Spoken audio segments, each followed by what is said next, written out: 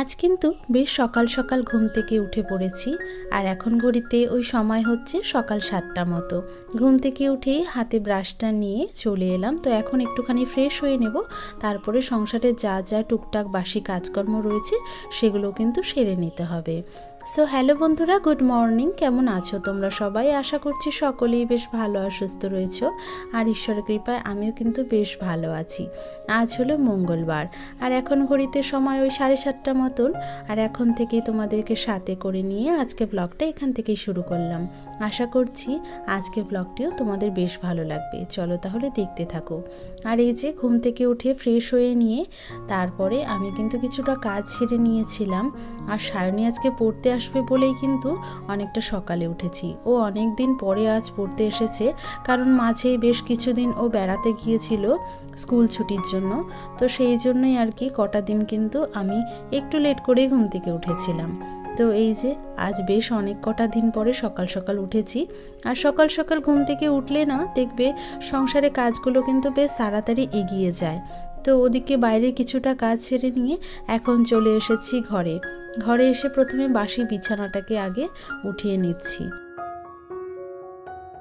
বাইরের সমস্ত কাজকর্ম সেরে নিয়ে যখন ঘরে এসে জানলাটা খুললাম, তখন বাইরের দিকে তাকিয়ে দেখি কি সুন্দর ওয়েদার, ঠান্ডা ঠান্ডা হাওয়া। আর আমাদের এখানে কাল রাতে জানো তো বৃষ্টি হয়েছিল। আর আমার রাতে বৃষ্টি হলে ভীষণ ভালো লাগে, ঘুমটাও কিন্তু বেশ ভালো হয়। তো ওই জন্যই আর কি আমি বেশ পছন্দ করি বৃষ্টিটা। তবে দিনের বেলা বৃষ্টি হলে কিন্তু কাজ করতে বড্ড অসুবিধে হয়, কেননা আমাদের বাইরেই তো বেশিরভাগ কাজ করতে হয়। তোমরা তো জানোই যে আমাদের বাড়িতে টিউবওয়েল রয়েছে, তাই টিউবওয়েলেই কিন্তু অধিকাংশ কাজ সেরে নিতে হয়।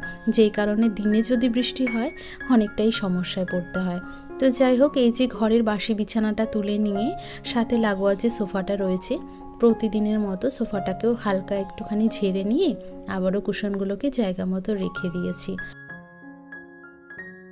সকালে আর বিকালে দুটো সময়ই যখনই আমি বিছানা ঝেড়ে ফেলি না কেন, সাথে সাথেই কিন্তু মেঝে দুটো পরিষ্কার করে নিই। কেননা বিছানা থেকে যে সমস্ত ধুলো ময়লাগুলো মেঝেতে পড়ে, আমি যদি মেঝেটা ভালো করে পরিষ্কার না করি না, তাহলে ওই মেঝের ধুলো ময়লাগুলো পায়ের সাথে সাথে আবারও কিন্তু বিছানায় চলে যাবে। তো সেই জন্য বিছানার সাথেই আমি মেঝে দুটোকেও ভালো করে ঝেড়ে পরিষ্কার করে নিই। তো ওদিকে আমার ঘরটা ঝেড়ে চলে এসেছি, আর তারপরে মায়ের ঘরটাও ঝেড়ে নিলাম। দুটো ঘর খুব ভালো করে ঝেড়ে মুছে নিয়েছি। এইবারে চলে এসেছি ভাইয়ের ঘরটা একটুখানি পরিষ্কার করতে। ভাইয়ের ঘরে বিছানাটা যদিও তেমন কিছু পরিষ্কারের ব্যাপার নেই, যেহেতু ও মশারি টাঙায় না, শুধুমাত্রই বালিশটাই থাকে। তো সেই জন্য বিছানাটাকে একটু ভালো করে ঝেড়ে নিলাম, আর সাথে বালিশটাও একটুখানি জায়গা মতো গুছিয়ে রেখে দিলাম। আর এই যে ঘরে টেবিলটা রয়েছে, টেবিলের জিনিসপত্রগুলো একটুখানি এদিক ওদিক হয়েছিল, তাই এই যে জায়গা মতো আবারও সমস্ত জিনিসগুলোকে গুছিয়ে রেখে দিলাম। সাথে হাত দিয়ে একটুখানি আলগা করে টেবিলটা ঝেড়ে নিলাম।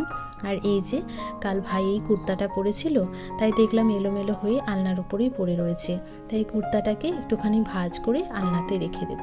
আর আলনার জামা কাপড়গুলো তো দেখতেই পাচ্ছ একটুখানি সামান্য এদিক ওদিক হয়ে রয়েছে, তাই এই যে হাত লাগিয়ে একটুখানি ভালো করে আবারও জামা কাপড়গুলোকে গুছিয়ে রেখে দেব।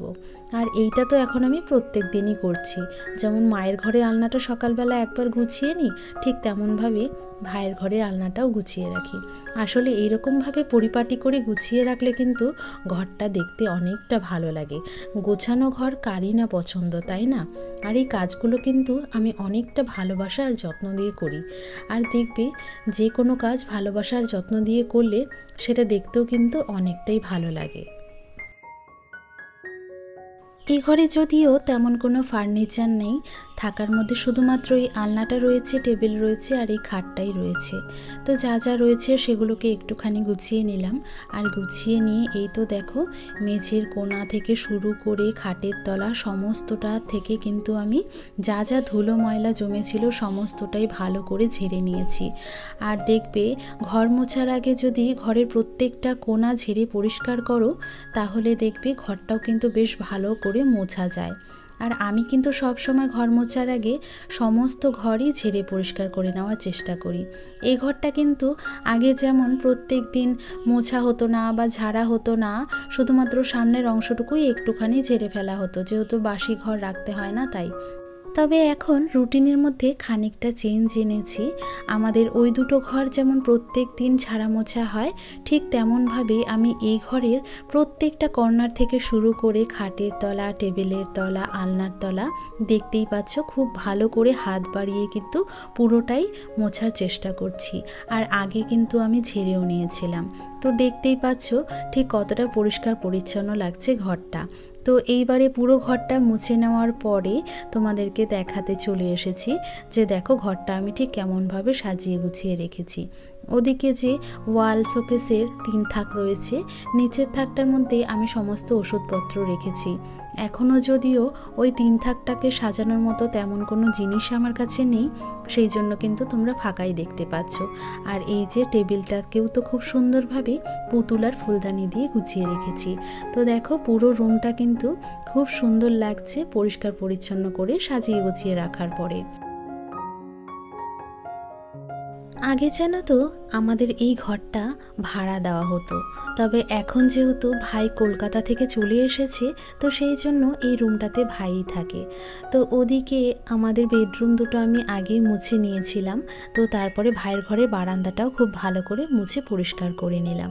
তো সকালে যা যা স্নানের আগে কাজ ছিল সমস্তটাই সেরে নিয়েছি। আর এই যে স্নান করে উঠে আমি একটুখানি চুলটা আঁচড়ে নিলাম, সাথে টিপটাও পরে নিয়েছি। আর এই যে তারপরে ভেজা যে নাইটিটা রয়েছে সেটাই উঠোনের তারে মেলে দিতে চলে এসেছি। এখন যেহেতু আমার পিরিয়ডস চলছে তো সেই কারণে পুজো দেওয়ার ব্যাপারটা নেই, শুধুমাত্র এই যে কাপড়টা মেলে দিয়ে ভাবলাম ঠাকুর ঘরের সামনে গিয়ে একটুখানি প্রণাম করে আসি। আর যেহেতু আজ মঙ্গলবার, তোমরা তো জানোই প্রত্যেক মঙ্গলবারেই তো মঙ্গলচণ্ডীটা হয়ে থাকে, তো মা কিন্তু ঠাকুর ঘরে পুজোর জন্য চলে গিয়েছে। আর এই যে স্নান সেরে আমি একটুখানি সকালের করে নেওয়া সেদ্ধ ভাতটুকু খেয়ে নিলাম। খাওয়া দাওয়া করে নিয়ে বসে পড়লাম অফিসের কাজগুলো সেরে নিতে। এখন কিছুটা সময় অফিসের কাজ দেখে নেব, আর তারপরে এই যে কাজগুলো করতে করতে দেখলাম মায়ের পুজোও করা হয়ে গেছে। তো মা প্রসাদটা বেড়ে দিল, সেটাই আমি একটুখানি খেয়ে নিলাম। তারপরে লেগে পড়লাম দুপুরে রান্নাবান্নার জন্য কিছু কাজ করতে। তো একটুখানি আটা মেখে নিয়েছিলাম। আর আজকে যে আটাটা মেখেছি সেটা হলো সাদা আটা, মানে ফ্লাওয়ার মিলের আটা। এই আটা দিয়ে রুটি হোক বা লুচি দেখতে যেমন ভালো লাগে, খেতেও কিন্তু অসাধারণ হয়।